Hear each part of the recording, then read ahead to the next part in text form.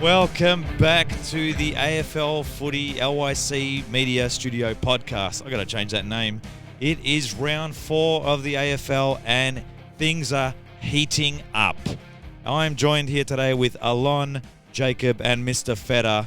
Mr. Feder, what a weekend. I call it round 3, round boring because the Pies weren't in it. But what do you say? Yeah, well, definitely coming into school this week, and I still got pestered a little bit from you, even without Collingwood playing, but it was nice that my weekend started off on a positive note when my Bulldogs took it right up to Carlton and got the 4 points. I don't call him Carlton, I call him the Cirque du Soleil. Mr. Feder, what happened in that game? It was, you know what, I actually was going to tip Carlton, but then I remembered, what am I doing? Tale of two halves, that's for sure. Carlton came out of the blocks hard. The Dogs' terrible first quarter didn't put a goal on the board, and I thought, here we go again. But look, the Blues, they can't run out 4 quarters. It'd be incredibly frustrating for their supporter base. They're becoming quite predictable to play against in the second half. Pretty funny. Hilarious, actually. It's hilarious. Panic stations. You should hear talkback radio absolutely blowing up. Carlton supporters asking them to Carlton supporters being annoyed. I haven't heard that for 30 years. Anyway, Jacob, your Hawks though. Yeah, up the Hawks, great win over GWS, and going into on Friday night at the GMHBA, it's Melbourne taking on the Cats. Now, in my opinion, it's a pretty easy win for the Cats because they've won 1, Melbourne 0, and the fan base for Melbourne is absolutely shocking. So there's no way they're going up to Geelong and going to be supporting them there. I'll tell you what, we've got Mr. G. Oh, if he's listening, yeah, his D's aren't doing too well. And an old friend of ours down at G-Town, it's going to be big. Who's your tip? Definitely Geelong. By how much? I reckon by 30. Big blowout. Wow, huge. Alon? So I don't think Melbourne have a good year. I think they've got a culture problem down there, so Geelong by 30. Big call by Alon. Mr. Feder? It's not quite going to be the 187-point margin that it was back in the old days. It's skilled stadium, I think it was. But hopefully one of my good mates, a little name drop there, Sean Manor, I worked with him when I was at the Werribee Football Club. I'm hoping that he's back to full fitness and gets a game this weekend, so the Cats by 48 points for mine. Nice. I'm going to go with, definitely the Cats because, the D's can't play anywhere apart from the MCG, even there's, 5 fans that went to the other day. No, I'm joking. Cats by 5. You know what, Alon? We actually missed the Collingwood game because Jacob jumped straight into the D's game. We missed the most important game. Yeah. Thursday night. Ready? 3, 2, 1. Collingwood.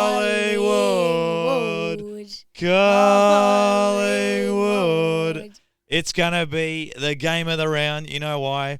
It's going to be juicy because when Collingwood run out there, Carlton fans are going to be thinking 0-4. Hey, I'll tell you a joke. Knock, knock. Who's there? Owen. Owen who? Owen 3. Did not see that one coming. Did not see that coming. Look, here's my quick tip for that game. I'm a bit scared because if anyone's going to stuff this up, it's going to be Collingwood. But I think it'll be close for a couple of quarters, but I think Pies by 19 points. Alon, what do you think? I think it's definitely going to be closer than that. We usually don't blow out teams, so maybe Pies by a goal. Wow. You just want Carlton to be in front at halftime, and then you know you got the game won. Exactly. Yeah. I want them to go through that. Let them choke. Exactly. Jacob? Well, I reckon the Pies are going to smash this one, actually, because Carlton just not good form, and I think they already know they're going to lose, so what can you do? All right. Mr. Feder? Well, we know it's a massive rivalry, always is. Wouldn't surprise me if we see a bit from Carlton, but I think the Pies will just have enough in the legs to, particularly coming off the bye, to get the job done. I think that, especially having a 6-day break compared to a week and a half, is huge, Alon. And you know what? Definitely. I'm going to go there. I'm going to wear my scarf in the MCC, sit there and watch it all happen. Can't wait. Polo shirt, closed shoes in the MCC. Short, yeah, and then if by some miracle Carlton win, Friday here at Yav is going to be very interesting. I just want to say that. Have you got a guest pass or two, Mr. D? Taking me mum and me cousin actually. Fair enough. I don't this week, but yeah, we'll talk about that. Why not? Now, let's talk about the next game, which is Suns and Crows, and I'm going to throw it over to Mr. Feder. Yeah, haven't these two started really strongly? We know Adelaide had a down year in 2024. Pressure definitely on the coach, Matthew Nicks. And the Suns, we know they've got the master coach in charge, Damien Hardwick, and it really looks like they've gone to work over the preseason. We're starting to see, guys like Anderson and Rowell really starting to take the next step. My preseason tip for the Coleman medal was Ben King, so pretty happy with how that's faring so far. Big call. I'm calling a bit of a shootout here. Both teams have scored very heavily to start this year, and it'll be interesting to see defensively if they focus on that or if they just want to try and pile on the goals and see who comes out on top. And they're playing at Gold Coast, actually. So They don't usually lose there. yeah. So your tip is Gold Coast by how much? My tip is Adelaide by 6. Oh, that's a magical tip. Adelaide by 6. Gotcha. Alon? Both teams are in great form, both in the top 4. Both teams have been blowing out opposition, but I reckon in Gold Coast they probably have the upper edge on the Crows. I'm saying maybe Gold Coast by 2 goals. Nice. Jacob? No, I reckon it's going to be a close one, but the home advantage, so definitely the Suns. And I reckon it'll be a thriller. So, a goal in the last few minutes will, Ben Keys probably, yeah. Match of the round, perhaps. Oh, turn it up. I reckon Gold Coast by 10 points. It'll be close. Crom football is pretty fun to watch, but yeah, I think up there, the Gold Coast are coming. Yep. They got the worst theme song. Actually, no, that's Freo. All right, let's move down to Richmond v Lions. Rundown and tip, Alon. Yeah, so I really hope that the Richmond win against Carlton round 1 wasn't a fluke. And we thank Richmond for that thank service. You. Thank you. Yep. But I think it may have been a fluke because they have been getting pounded by other teams since then. Lions in pretty good form, so I reckon they should take the cake here. Gotcha. How much? Maybe 7 goals. Huge. Jacob? Look, I reckon it's, the Brisbane midfield is just going to overpower the young Richmond team, and I reckon Lions will be on top by a lot, so 50 points around there. Gotcha. Mr. Feder? We know it can be a tight competition at times, but if I'm Brisbane and last year's premiers, I've circled this in the calendar, and I've got 2 words next to it: percentage booster. So this is going to be a 60-plus point victory. Wow. Okay, look, I think, it's at the Gabba. No, it's not. Where is it? It's actually at the MCG. I think you guys are a bit too harsh. I think Brisbane by 35 points in a close one. Richmond are going to tie it down. Uze is going to do something. So that's my call. Now, North versus Swans. We've got an old friend of ours who teaches at King David, Mr. Feder, Mr. Smith. Shout out to him. He barracks for both teams, so he doesn't know who he's going to go for. I think this is going to be an interesting one. We've got Davis in JS support as well, who goes for the Swans. I don't know what's going to happen here. Kanga, roo. I think playing at Marvel as well. I'm going to go the upset here and go for the Kangas by 10 points. There's something that's happening. Something's cooking there. 10 points for me. Alon, what do you think? Listen, Swans' game style is chip kicking it around. They've maintained really the same game style from last year with the handover from Dean Cox. I don't like it. I reckon North by 2 goals. Nice. Jacob? Well, you see, the Swans, after the blowout in the grand final, I reckon they're just not themselves and haven't been playing the best footy this year. And so North by 2 goals as well. And, because it's going to be a very close game. Good game to watch. All right, gotcha. Mr. Feder? I know it's early, but who would have thought that North Melbourne would be ahead of the grand finalists on the ladder at any stage of the season? It is also the John Longmire Cup. Obviously, Horse was a North Melbourne legend and then obviously coached the Swans as well for a long time. So, look, the Swans you'd think should come over here and take the 4 points, but North Melbourne's young talent is starting to make a name for themselves. And I think they'll get up here by maybe 10 points.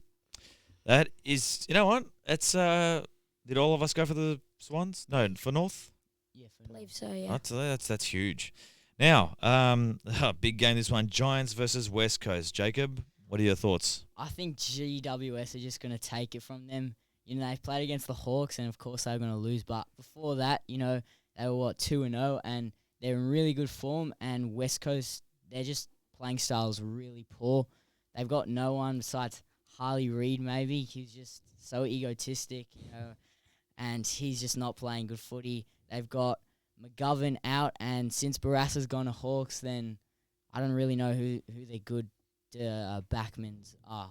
So I found it interesting. You said Harley Reid's got a bit of an ego. Have you seen the Hawthorn forward line? Have you seen Ginnivan? And with that, what's his name? The Wizard, right? Nick Watson. You know what's funny? I talked to a few Hawthorn supporters out there, and I'm like, he's ducking. And he actually came out after the game and said, yeah, it's about time I got a free kick. Free kick Hawthorn is alive and kicking. Back Alon. from 2016. It's back. It is back with a vengeance. And for him to say, it's about time. And I'm like, that Ginnivan, the Hawthorn supporters used to give us the whole spell about, he's ducking, he just ducks. And now Hawthorn are doing it. And you know what they say? They just say, oh, well, more free kicks, the better. Amazing, isn't it, Aaron, Mr. Feder? I don't want to talk about free kick counts as a Bulldog supporter at the moment. It's still a little bit fresh in the mind. Oh, yeah, about the... Oh, yeah. That's right. Oh, let's not forget 4 free kicks directly in front of goal in that game in the first quarter. Crickets by you, Mr. Feder. Anyway. What I will say about this game, because you've just gone on a segue talking about Collingwood, which is very unlike you, is, I agree there with Jacob's assessment, rather, that West Coast key defence is definitely going to be challenged by the Giants' forward line. It's not so much you got Hogan, obviously, from a key forward perspective, but got a lot of dynamic forwards in there. Brent Daniels and Jake Stringer coming in last week. Didn't kick the goals, but looked a little bit dangerous. I think this could be a big score for the Giants and perhaps another percentage booster for them. Yeah. Giants by 60 for me. You guys? No, even though West Coast aren't in the best form this year, I reckon they're probably not even that bad of a team. I reckon they're improving as they get young guns, and I like their new coach. I only think they'll lose by maybe 25. Wow. And Jacob? No, I reckon it's Giants by 45 because it's just West Coast. Like, who do they have? Let's be honest. Exactly. All right, let's move on. We've got Port versus St Kilda. Wow. Not going to watch that one. 2004 preliminary final? Yes. Correct. Not going to pretend like I Because don't know. 02-03 was Correct. Collingwood. So Kane Corns Yeah, on Kane the siren Corns. on hands and knees. That's right, yeah. Robert Harvey looking devastated. Yeah, halves deserved one, mate. Port St Kilda. Alon, what's your call on that? I think this will definitely be an exciting game to watch. Last week we saw St Kilda absolutely demolish. Who'd they play? Is it Richmond? With Sinclair getting 40 touches, Higgins lots of goals, Owens lots of goals. So they're in good form. Port not as much. Lost to Essendon by 3 goals. I reckon St Kilda maybe by 30 points. Nice. I'm thinking if it's at Port Adelaide, I'm going to go Port by 10. Jacob? I reckon Port are going to start strong, and then St Kilda will find momentum and snatch it back. So Saints by 2 goals. Interesting. Mr. Feder? Two of the most inconsistent teams to start the season. So particularly Port Adelaide's coaching situation at the moment. We know Ken's not going to be there next year. Yeah. But I think this home ground advantage for a team like Port Adelaide in front of their home fans is basically worth a couple of goals. So I think they'll get up in the end by that margin. The Collingwood supporters of Adelaide, they call them. Ho-ho! Anyway. Teethless. Let's look at the last game of the round. Mr. Feder, your mob, the Bulldogs, who I actually don't mind the Bulldogs. I love Bontempelli and Trelaw, ex-Collingwood player. Tell us about this game. Do you like anyone who's actually playing at the moment, or just all the injured players? Liberatore, I like him too, yeah. Libber's been an absolute star. It's nice to call him skipper as much as I love the Bont, but Libber is led from the front, heart and soul player. Yeah. But we're starting to find some players along the way. I know maybe some of you boys who play fantasy footy would be currently in love with the Doc Sam Davidson, just running an absolute muck on the wing. So he's a 22, 23-year-old mature age, starting to become a doctor, and he's also pretty handy at footy. So he had a standout game on the wing last week. But yes, this is interstate, but I'm going to be really intrigued by the forward battle. We know Josh Tracy's a young gun. Forward for the future, we've got Jaya Amos up there as well. And then the battle in midfield with Sarong and Brayshaw.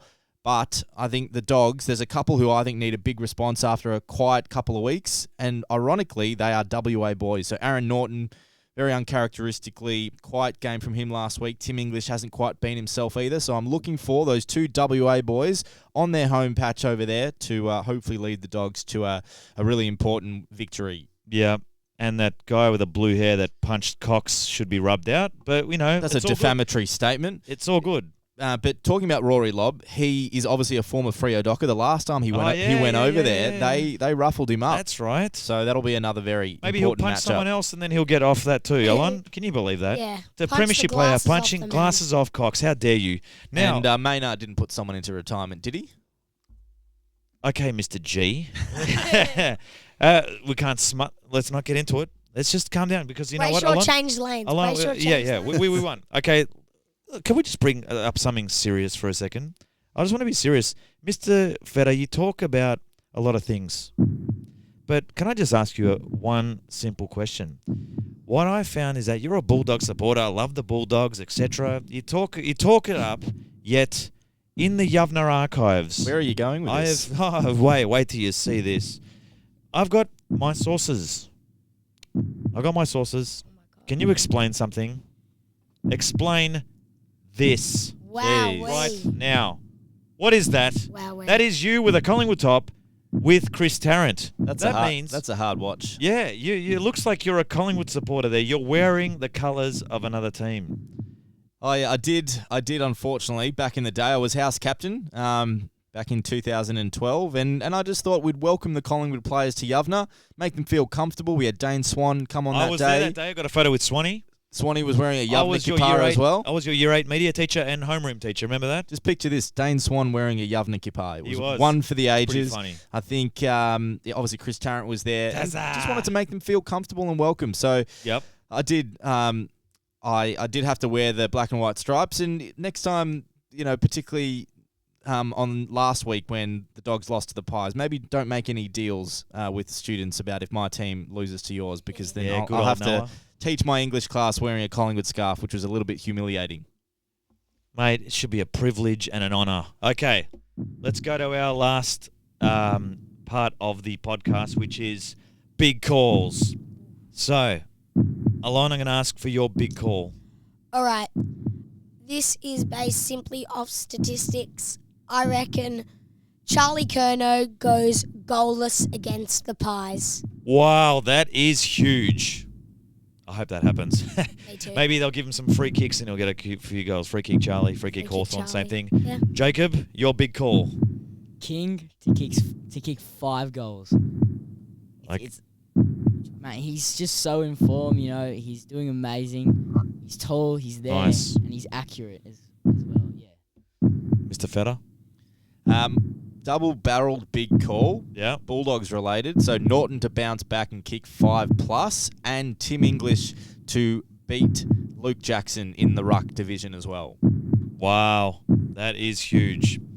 My big call is this. You ready for it? Thursday night. Pies to win again after the siren, just like last year. And Really? it's going to be something huge because Who's kicking it? Degoe from the boundary up the Pies. I just want to say, guys, this has been a great podcast today. I think it's been good. It's been a good dynamic here with a Hock Ball supporter, and we've got Mr. Feder and Alon. But we all know it's been great. I want to thank everyone.